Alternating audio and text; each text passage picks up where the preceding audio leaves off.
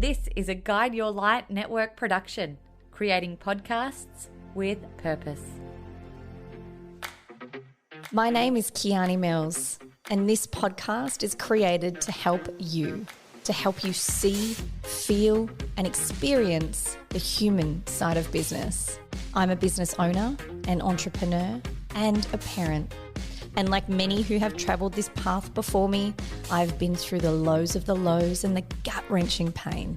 But I've been through the triumphs and the wins and the indescribable highs, all of which I consider to be my lessons in the school of life. On this show, we are going to start some conversations to ignite new world ideas into some very old age businesses.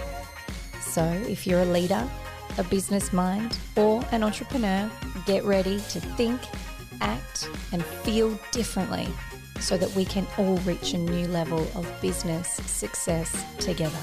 So, what are you waiting for?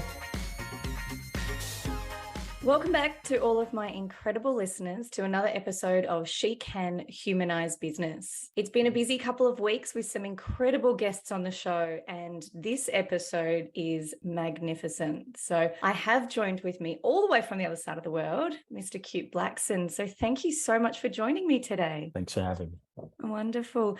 And when I first learned of your work and who you were, I started to read some of the language and the descriptions and the books that you've written. And I instantly knew that there was going to be a very clear connection between the two of us because the words that you speak in your book, The Magic of Surrender, landed really deeply for me. So if it's okay with you, full-blown permission, I'm going to start with one of my selfish questions, and then I'd love to dive into a bit about the book, but a little bit more about before the book and where your life really came from. So as I do with all of my guests that come on, can you please share with us, what does humanizing business mean to you?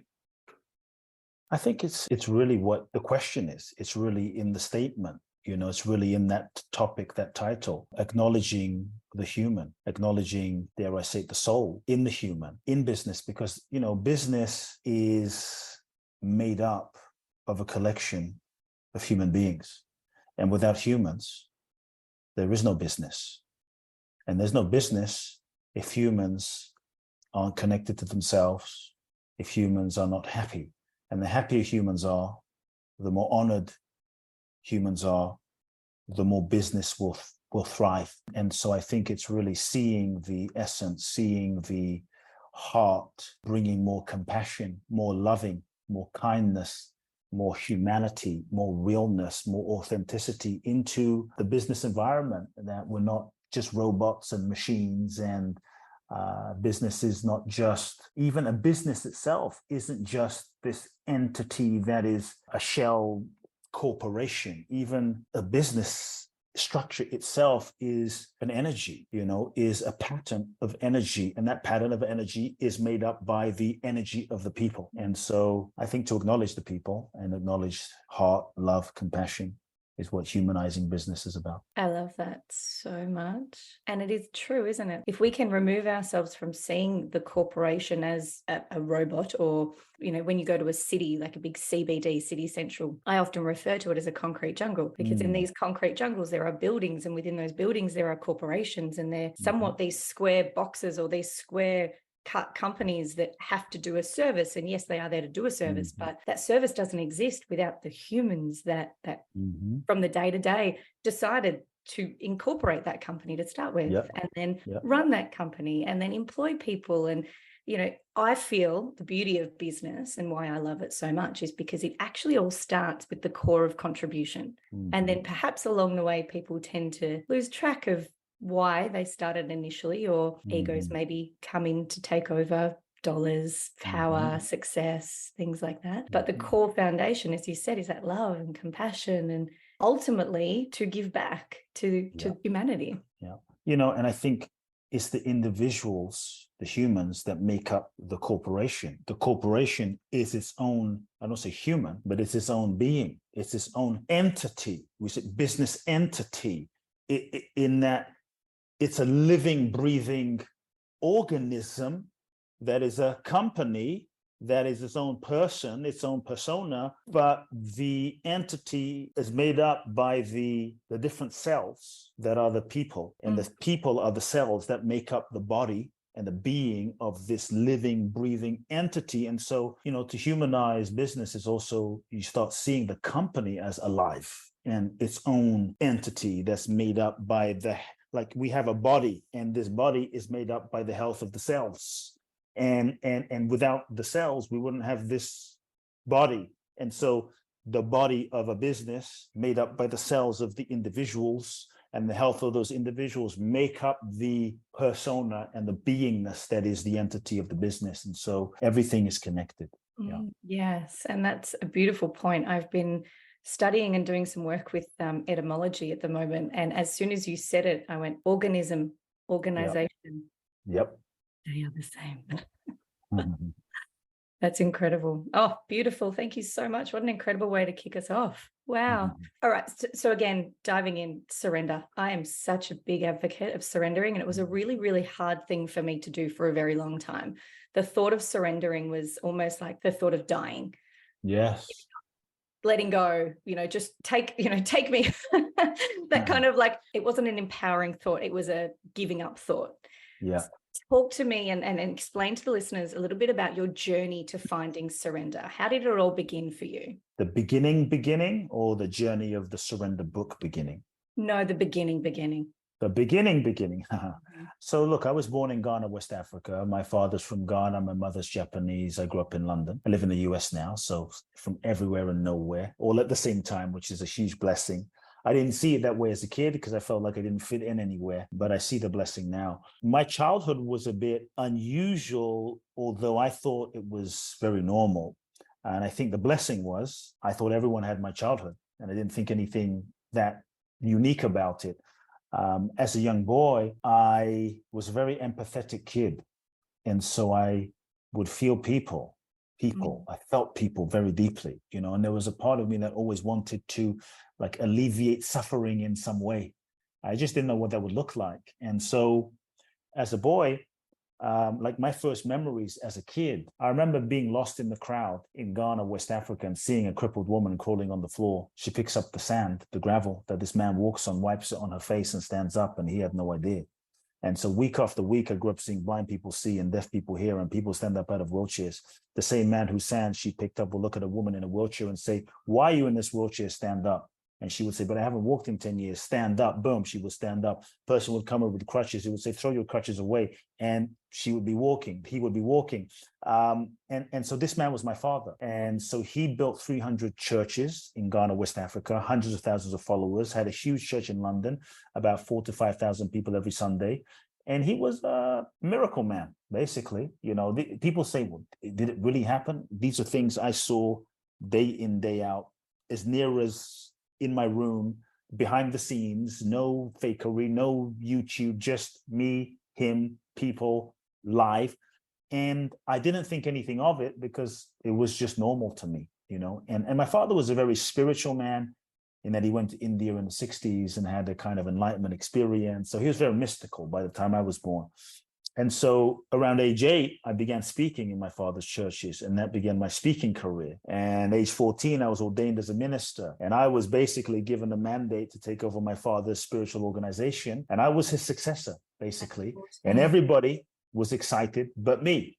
And partly because when it was announced, I knew deep down that this wasn't my path, but I was too afraid to say anything. Like many of us, I allowed fear to hijack my voice.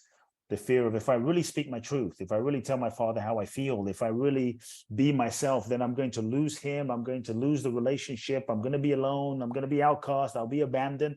And so for 4 years, I said nothing and went through a deep internal questioning and conflict and turmoil and tried to fit myself into a box of what I thought I needed to be in order to be loved and validated and valued. And it was really when I turned 17, 18, right in that point, where I felt an undeniable calling.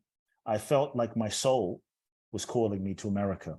Sometimes what your soul guides you to do doesn't make sense to your mind, doesn't make sense to your logic, isn't convenient, right? But I think when you follow your soul, you will always end up in the right place. And so I felt this calling, specifically come to America, go to Los Angeles, because as a young boy, I would sneak into my father's office. We had thousands of books, spiritual books, and I would read the Eastern mystics of Osho and Krishnamurti.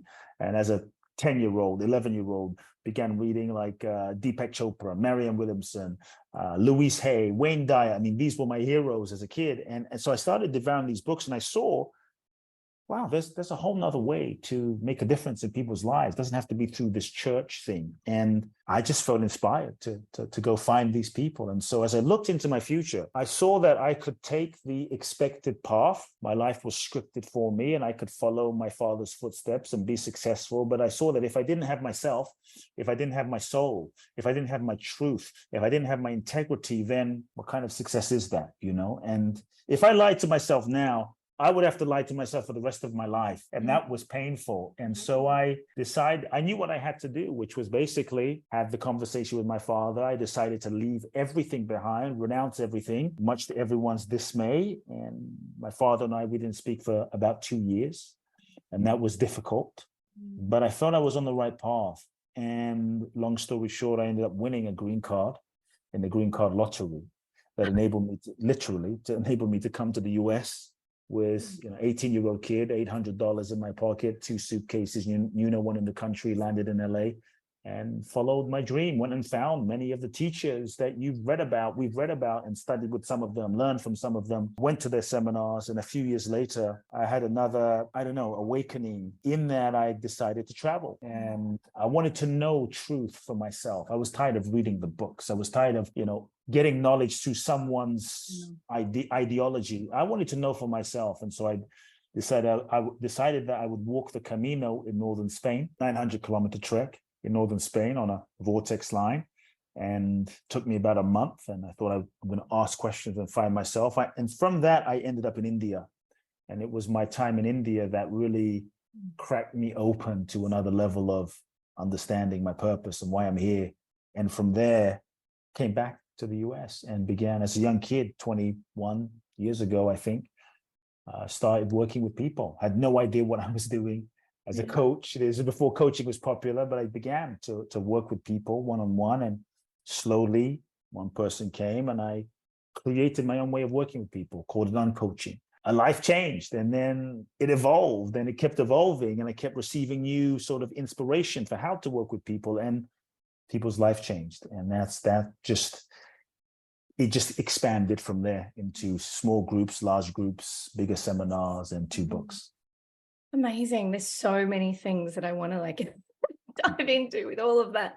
I think the most beautiful thing at the start was in relation to the work that you did do with your father, even though for 4 years it was somewhat not your passion.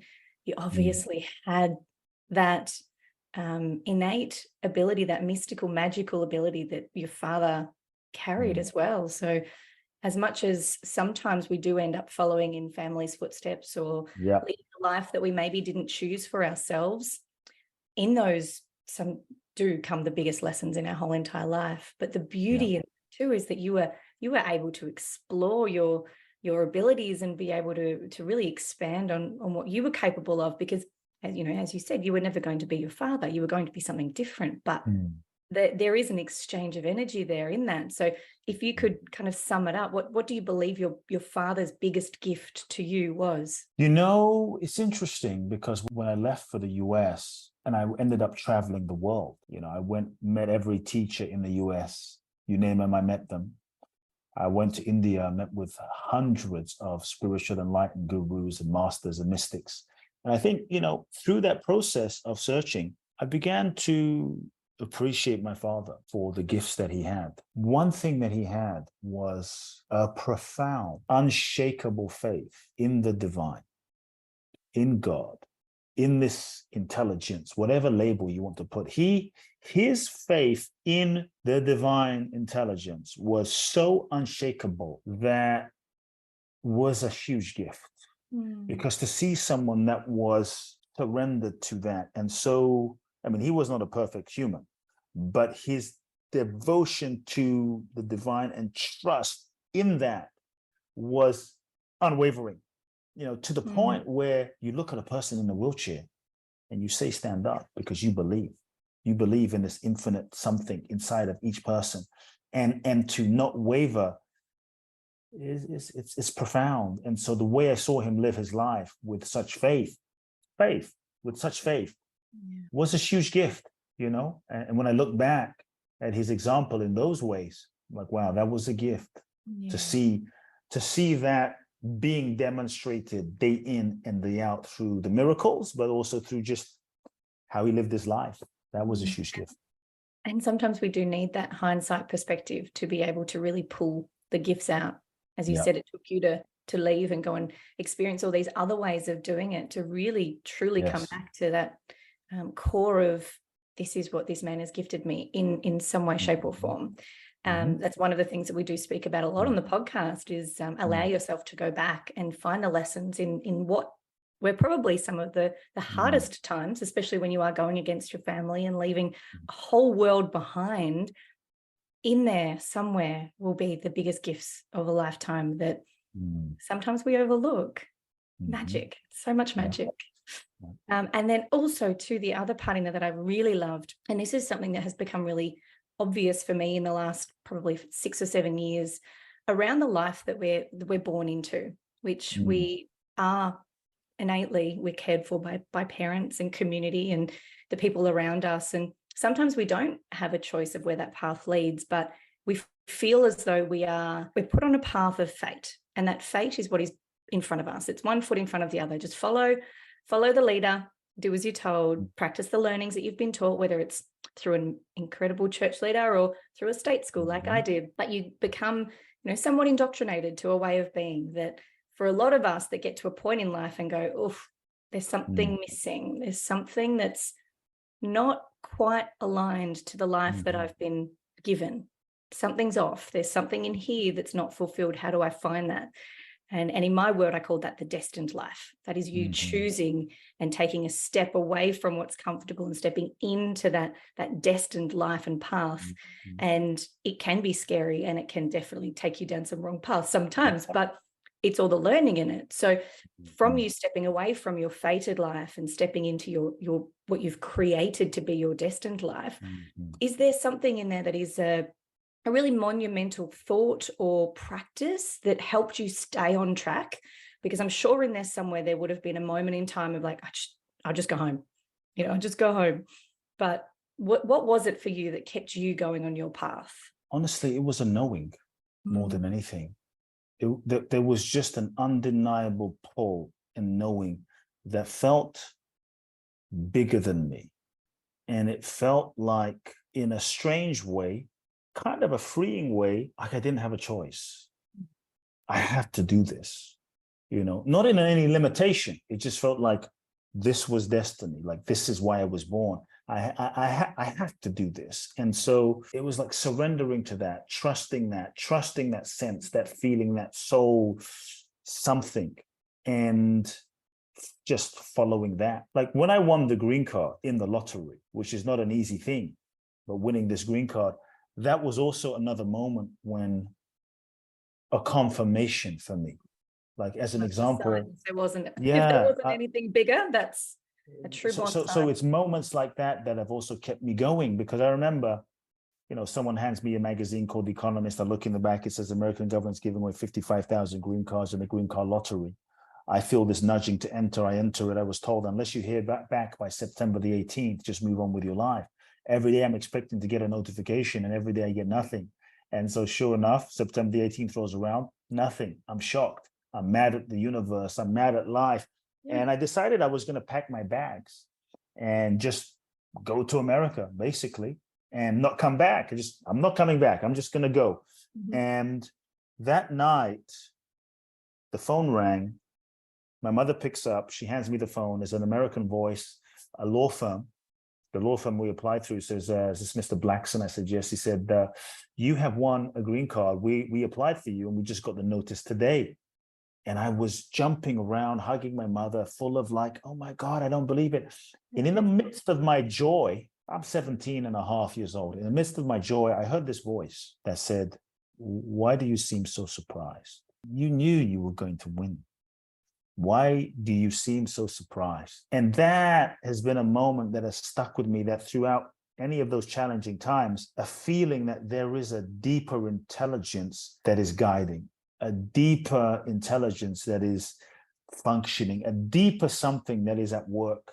And many times in the moments when things are falling apart, in the moments when things have not gone according to plan, in the moments when I thought all hell broke loose and I wasn't able to understand, often it's as a bit of time has gone on and I look back, then I understand, oh, in retrospect, not from ego's viewpoint, in retrospect, looking back, why I needed to have that heartbreak, why I needed to go through that difficulty, why I needed to face that darkness, why I needed to go through that desert desolation moment when I felt betrayed. And then it all makes sense. And so every time I've gone through those moments and then step back and then come out the other side and it made sense, it also gave me more and more, should we say, faith and trust in life. So I would say if anyone is going through a dark moment in life, if you're listening to this interview, this podcast, this conversation, and you're going through the darkness, because we all have those moments of darkness where you can't see your head from your ass, you can't see the light from a million miles out, you don't know what the hell is happening in your life, you feel turned upside down, maybe you feel abandoned by God, the universe, life, and you're wondering, what am I doing? If you're in a moment of darkness and you can't see anything, what I have learned is that is a very pregnant moment. That is a very powerful moment, that the darkness is a gift. Many times we see the darkness as a curse or something negative, but it's a blessing, because when everything is dark in life, maybe you feel like giving up. Everything is dark in life. You can't see anything. The darkness is inviting you to go inside. The darkness is actually forcing you to look inside, because when you look outside, you can't see anything. There's no distractions, there's no light. And so the darkness then, because there's no way to look outside, the darkness forces you to go inside to connect with who you really are. The darkness is actually inviting you to your truth, to your essence, to your real self, to connect to the infinite nature of your being that is unbreakable, and so that's, to me, the invitation of those dark moments, that it's in those dark moments that I found myself. But sometimes when life is great, everything is great, so many distractions, but it was in those dark moments that I went inside and I connected to who am I and what am I really made of, and what is this in me, and is there something in me that is beyond this experience, is beyond the circumstance. And so I love that so much. It's incredible. And there was something really beautiful that you mentioned earlier when you had that moment and you almost packed your bags, but you weren't packing your bags to give up. You were packing your bags to go to America. You're like, I was going anyway. I was going. So that, in my understanding, that is your commitment. You are so committed to the cause that the green card didn't come. All right, that's a frustrating moment. That's angry. Yes, of course. But so, you know what? I'm not going to stop anyway. So the minute you show that relentless perseverance towards the knowing, surrender to the outcome, miracles happen. Yeah, there's a few reasons why I have seen, as I've explored my life, my clients' lives, there's a few reasons why things, we say, don't manifest. And in those moments when things don't manifest is when we want to give up. We feel cursed, we contract, we complain, we want to give up, like, I'm done. And if maybe folks can just see which category, like the first thing I've seen is sometimes things don't manifest because the thing or the goal that you're pursuing is not the goal that is authentically aligned with your soul's integrity. It's not an authentic alignment with your highest truth. It's more coming from conditioning, coming from ego, coming from the mind, what you think you should be doing to please people, what you think you should be doing in order to feel loved and validated and feel worthy and prove yourself that you're enough because you didn't feel enough. And so sometimes things tend not to manifest because you're not truly aligned with your deepest purpose and truth. And so the universe is kind of course correcting you. What we tend to do is we tend to force things in that moment, push harder, but now we go in the wrong direction quicker, rather than saying, okay, I've tried and I've tried and I've tried and I've tried and I've tried, hasn't opened up, it's not working. Let me step back and reevaluate. Let me step back and meditate and deepen the questioning, like what's true, what's authentic. Let me step back and do some soul searching, then connect, then move back. And so that's the first thing. The second thing is sometimes it's just not time yet. It's just not ripe yet. You're not ripe. Life's not ripe. The collective isn't ripe. And so again, what we tend to do is try to force the timing of things. And like a pregnant woman who, let's say, is 2 months pregnant, like, I want to see my baby, but it's 9 months, 40 weeks, everything has a season, and everything has a timing under the sun. And when the mango is ripe, it will fall. When the avocado is ripe and ready, you'll know. And so you can't eat a unripened avocado, but it's not very pleasant, right? You can, it's not pleasant. And this is what we often do. We're kind of eating unripe avocados in life. And so I think rather than forcing, we step back and just feel the life has this intelligence of life that has been around for billions of years. Life has a rhythm. If you stop forcing, you will feel the natural unfolding and rhythm of, the flow is taking me to Australia. The flow is taking me to Bali. No, the flow is taking me to LA. It's like something is flowing in this rhythm and this timing. And so I think when we stop forcing and we just are available and curious and open, and we feel into the flow, life has a rhythm. And so we have to trust the timing of life, trusting divine timing. The third thing that people often don't realize is you haven't learned the lesson that your soul needs to learn where you are with who you're with.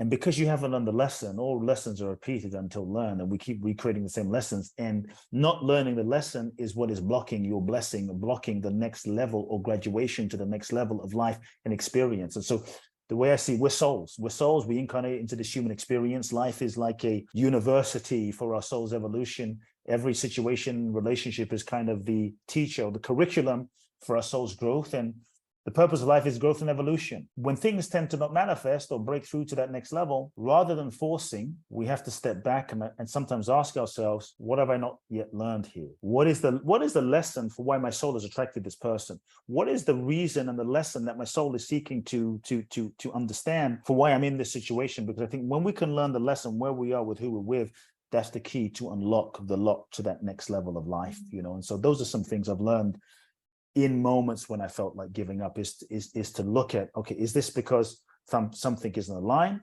Is it because it's not time? Is it because there's a lesson I haven't learned yet, or I haven't become who I've needed to become as a result of learning the lesson yet? Yeah, wow, they are so insightful and so perfectly aligned with everything that we're speaking about, because I truly believe when we talk about humanizing business, again, it's back to the people, and people come into our lives. Sometimes we have no idea why, but my belief is, part of our soul's plan is that people come into our lives to either teach us a lesson or for us to teach them a lesson. It's all about the learning. And I know that for a lot of us, we get caught up in that, I've met this, I'm a woman, I've met a man, it must be romantic. It's like, well, no. Not always the universe's plan that every single person you meet is a potential mate. Yes.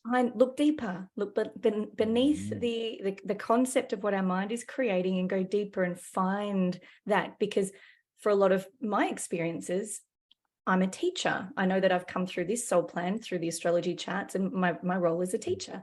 So in a lot of those situations, I'm able to teach or learn, I learn in return, but the teaching part is really important for me. So it's going, right, how can I be of service in this relationship and teach that person? Sometimes it's not even anything intentional, but there is a plan. Like the point I'm trying to make, that there is a plan, and people come into our lives for a reason. So by looking at the lessons and looking at the learnings and repeating the same habits, and identifying that maybe this person isn't here for a romantic reason, or isn't here for long term, we are just going against the rhythm of the universe, because the flow really does. And one of my gorgeous friends told me this analogy where it's the feather, the brick, or the bus, and the universe will come to us in ways and use his little feather to guide us back on our path if we're maybe stepping away from what the plan is.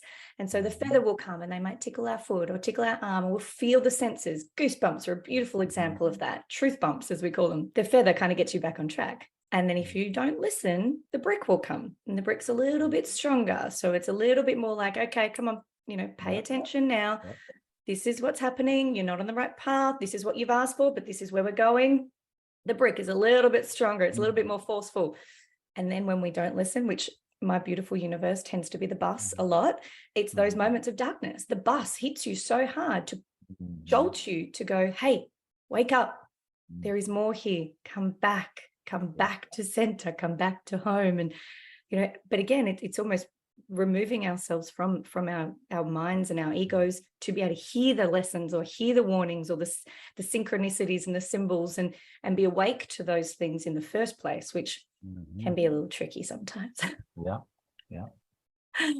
So after my babbling, I am really, really excited about this book, and I know that you have some upcoming events. And so maybe let's just start with the book. So Magic of Surrender. Again, a bit like my Humanizing Business, it kind of says it in the name, which is incredible. And we've spoken a lot about surrender, but what was your intention behind releasing this book? What is your, I guess, the outcome for you as a spiritual leader to share with those reading the book? Well, what I will say is this was not the book I wanted to write. This was not the book I planned to write. This was not the book I intended to write.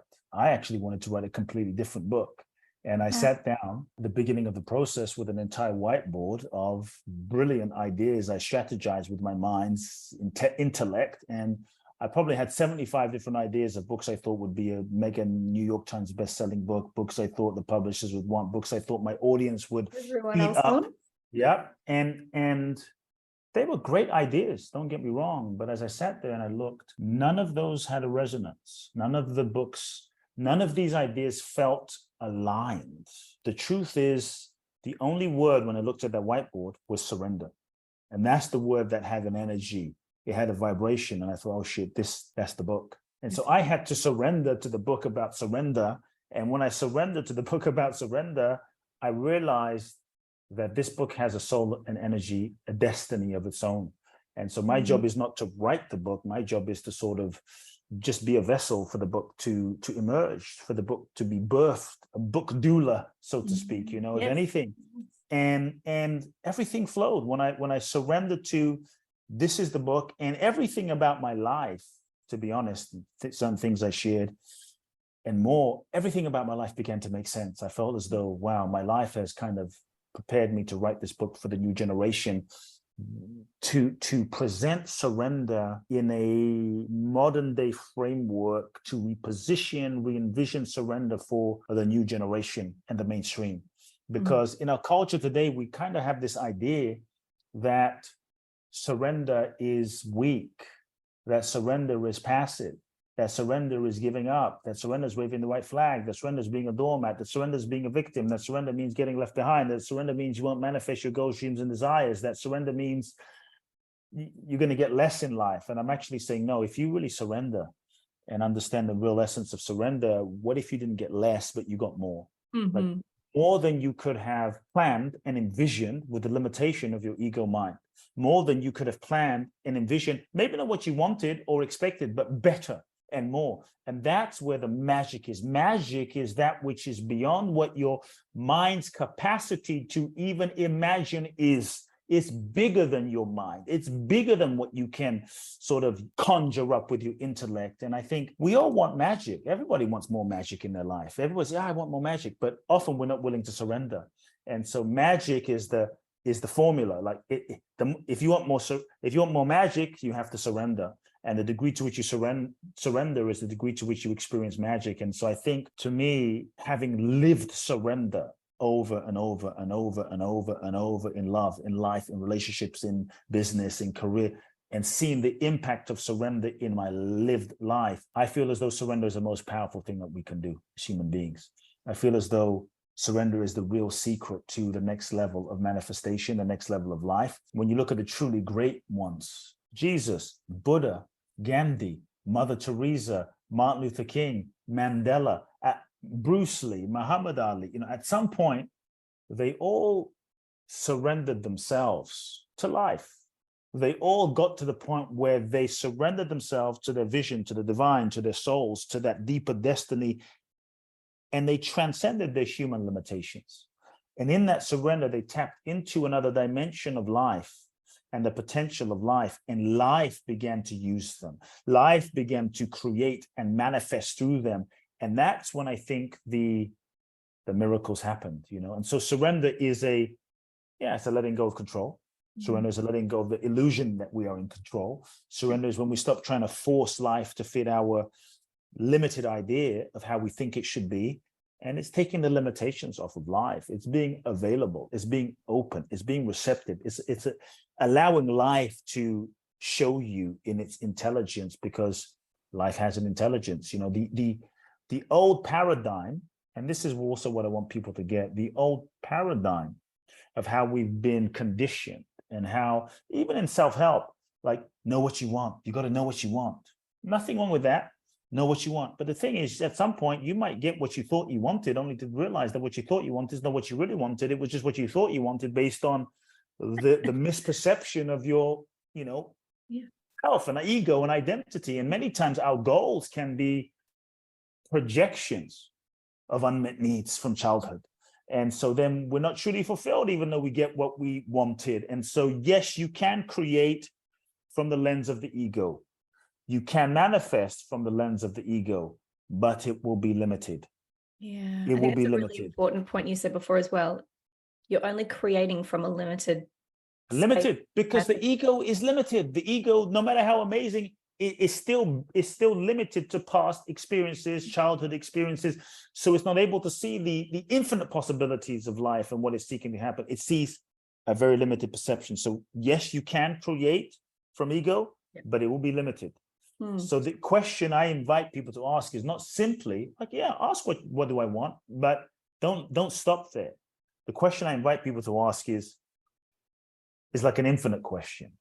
What is it that life is seeking to express through me? What is it that the universe is seeking to express through me? What is it that God is seeking to express? What is it that the divine, the infinite intelligence, my soul, what is the deepest impulse of what is seeking to express through me? And to attune to that, to feel that, to sense that, to listen to that, because when you can bring your mind, your ego, your personality into alignment with that deep, authentic impulse that, you know, arises from a deeper dimension than your logic and your ego conditioning, that's where the magic happens. And then you can bring your mind and your marketing, your strategy to support that and give 100% without attachment. Now you're in flow.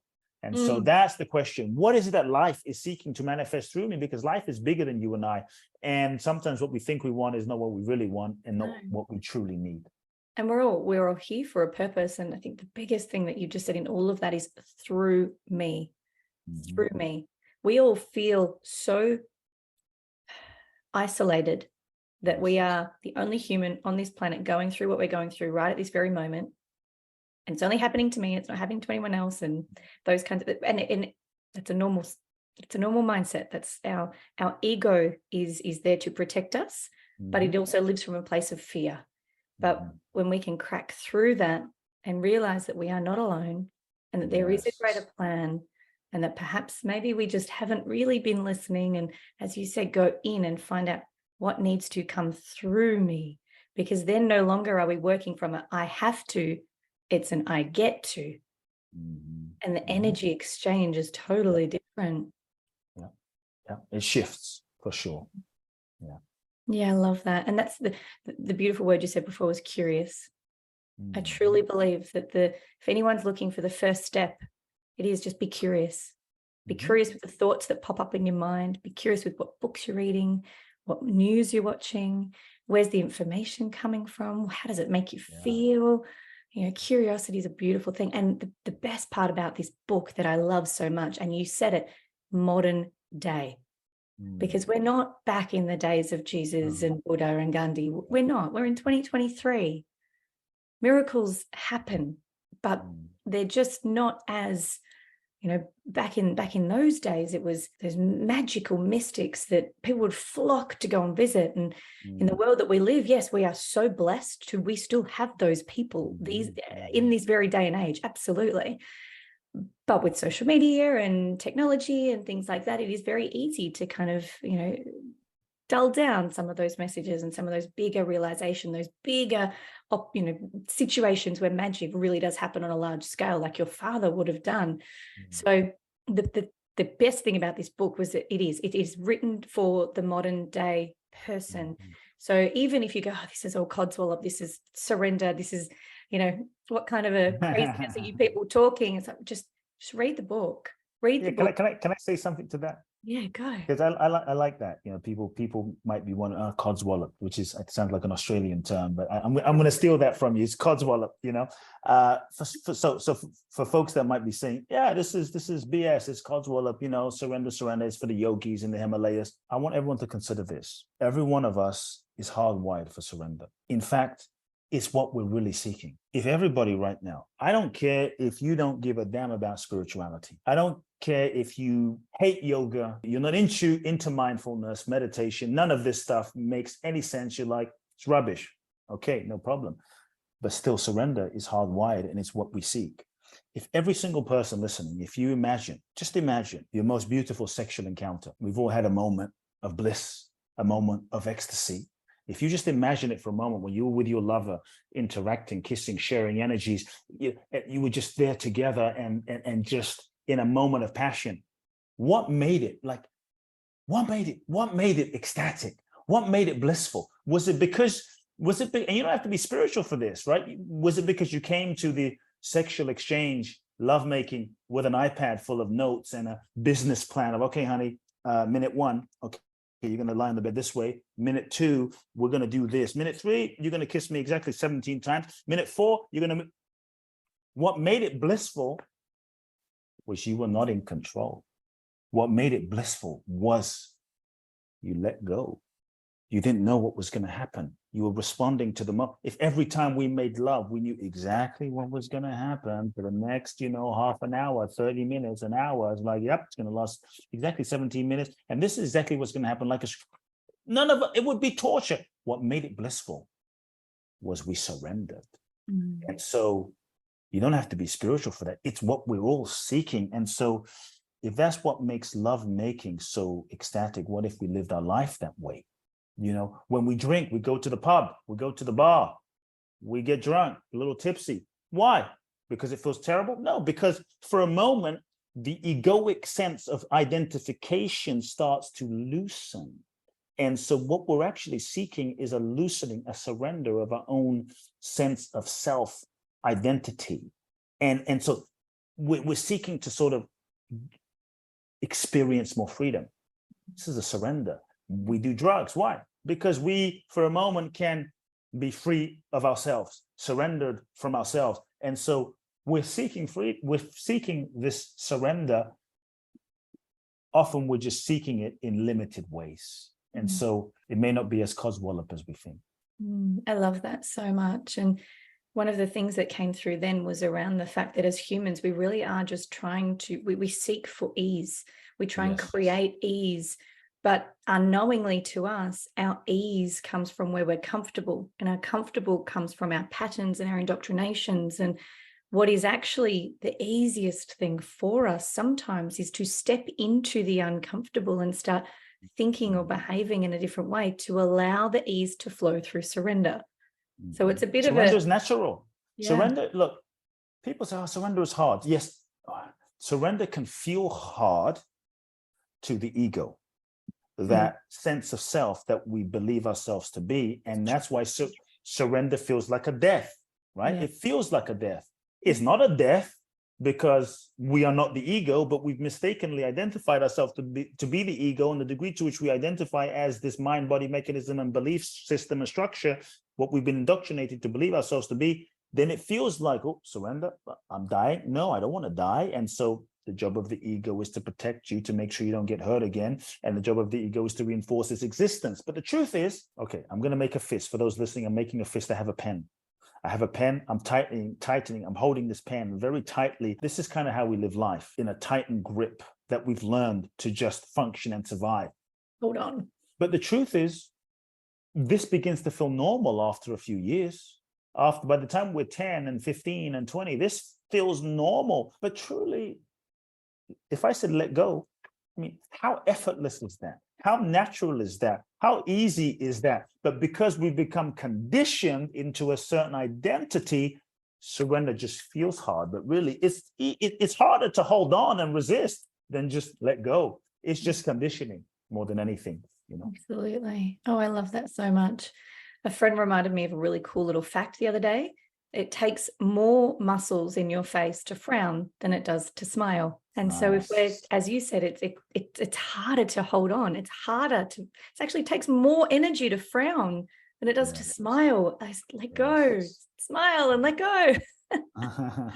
Maybe we're making it sound a little too simple. Yeah, it is, and it's not, you know.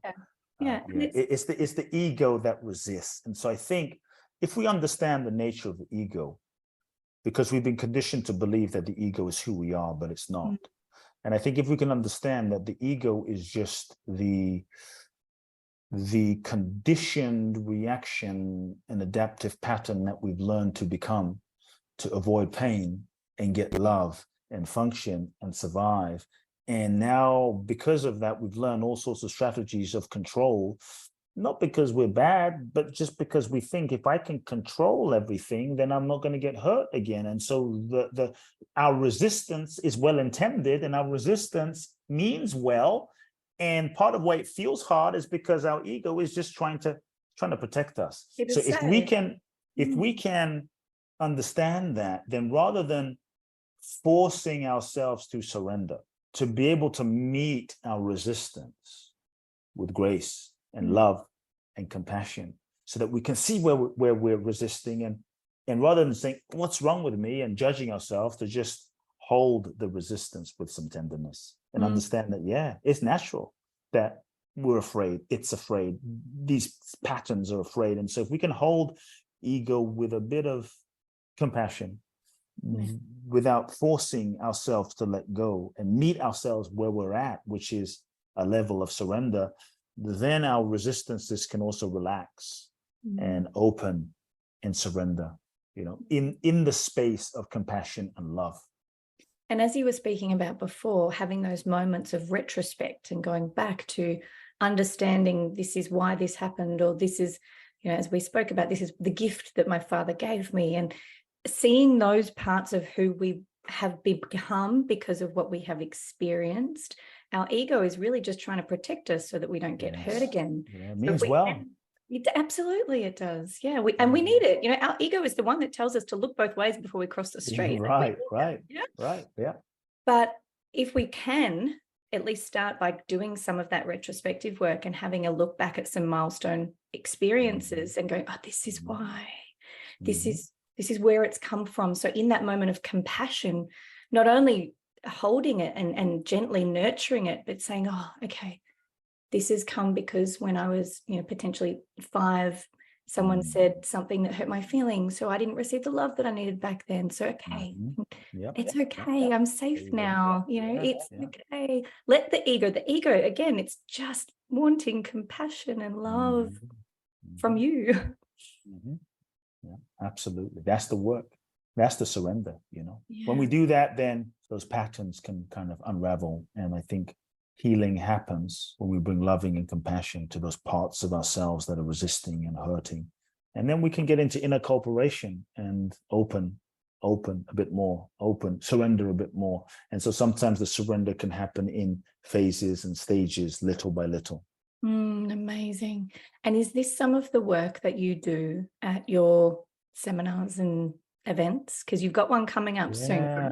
Yeah. I have one coming up in July the 28th, and August to August the 8th, and December the 5th through the 16th. But essentially, and I can share more about that in a bit, but essentially my work is about helping people become conscious of the patterns of conditioning and programs that we have developed over time that really limit the full expression of our essence and being from manifesting in the world, and helping people become aware and unravel those layers of conditioning so that they can be free and live that freedom in the world. And one of the deepest processes that I created is the journey in Bali. It's called Boundless Bliss, the Bali Breakthrough Experience. So 9 days in Bali, 10 It's days? 12 days. 12 days. It's 12 days. We dive deep for 12 days.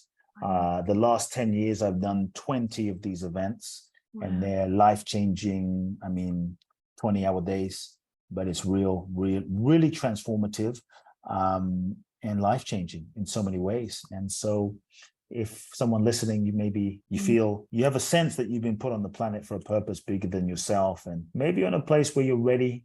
You're like, I'm ready for a breakthrough. I'm ready for the next level. I'm ready to heal. I'm ready to transform. I'm ready to connect to my authentic nature and share my gifts with the world. Then I invite you to the event in July. You can go to www.boundlessblissbali.com. It's boundlessblissbali.com, or the one in December, depending on when you're listening to this. And we dive deep, but they're truly life-changing. For me, it's about freedom, right? The degree to which we're conditioned is the degree to which we're not free. And we think we're free, but we're really not. We're often just playing out the conditioning that has been either passed down to us from generations, or we're kind of acting out the conditioning that are based on the wounds of our childhood that we're playing out. And many times we say, no, this is just who I am. I'm just this way. But we don't realize we're just conditioned. We don't realize we're conditioned. We've become conditioned into a set pattern that we call me. And so I think part of freedom is the ability to unravel that conditioning so that you have access to a wider range of viewpoints and perspectives and choice. I want to come to Bali. I know we have some listeners in Bali too, so I'll be purposefully sending this directly to you guys, because awesome. It's such a beautiful thing that you are bringing to the world. And yes, there are practices that do this, but again, it comes back to that modernization of something that has been around for billions of years, because our lives are busy. Life is so different now than it was back in the 1800s. We have so many different challenges in different ways, shapes and forms, which are evolving every single day. So I do truly feel that the work is the work, and that won't change, but there does need to be considerations and alterations. And as we know, as humans, we evolve. The work. So the modernization of the work that you present, I've truly found absolutely groundbreaking, because it gives another viewpoint on a way of words that have been around for a long period in time, but kind of wrapped in this beautiful little bow that for me landed so deeply. So thank you so much for sharing all of that.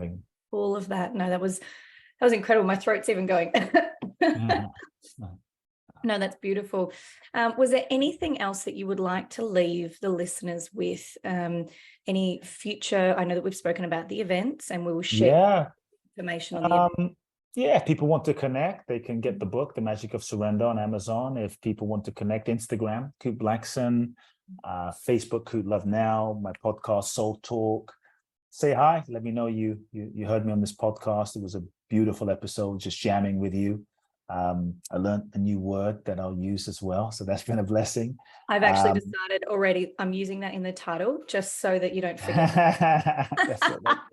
That's awesome. And I would just remind spirituality. There we go. And I would just remind people, look, life is precious, life is short. The truth is, you are going to die, and none of us know when that moment will come. And many times we live like we have forever, but we don't. The biggest regret I have in my life is when my mother passed away, and I thought I had time, and I had all of these plans of things I wanted to do with her, but I was too busy.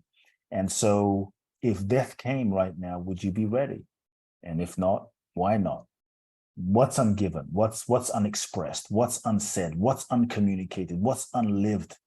And how would you need to live? What would you need to shift? Like, if you knew the date and time of your death, would it change how you live your life right now? If God said, you're going to die in 2 weeks, 2 months, 2 years, 20 years, like, would it shift some things? If it would, start exploring and investigating. Okay, what are some of the shifts I would need to make so that if death came now, I would have no regrets?